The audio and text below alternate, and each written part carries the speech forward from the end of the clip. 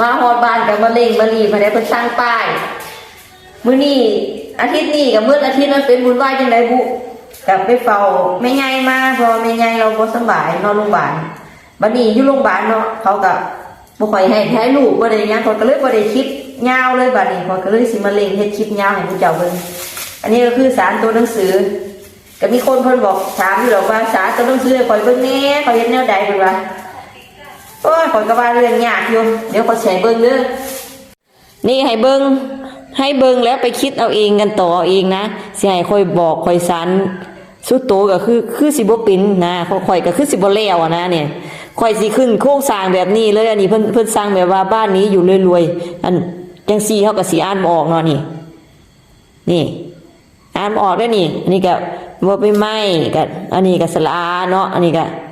นอหนูนี่อยู่นี่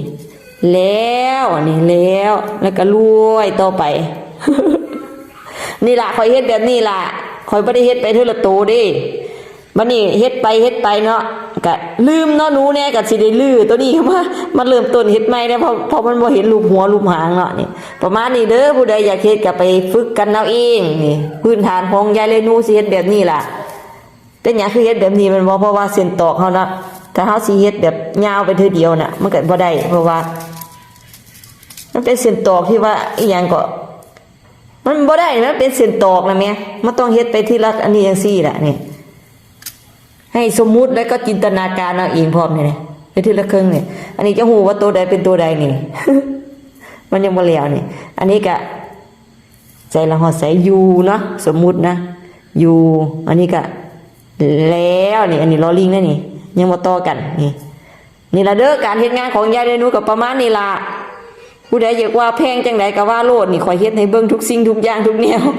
ว่าข่อยสิได้แต่ละแผ่นโอ้ยช่วงนี้ช่วงโปรโมชั่นนะอนาคตไม่แน่อีกนะ นี่แต่เพิ่นก็สร้างมาแล้ว3แผ่นตอนนี้นะผู้ใดอยากสร้างอีกก็หาคิวนะเด้อคิวเนี่ยคิวยาวแล้วเรื่องของเรื่องข่อยบ่มีเวลานี่ใจเย็นนะของยายเรนูอยากได้อะไรต้องใจเย็นๆนะ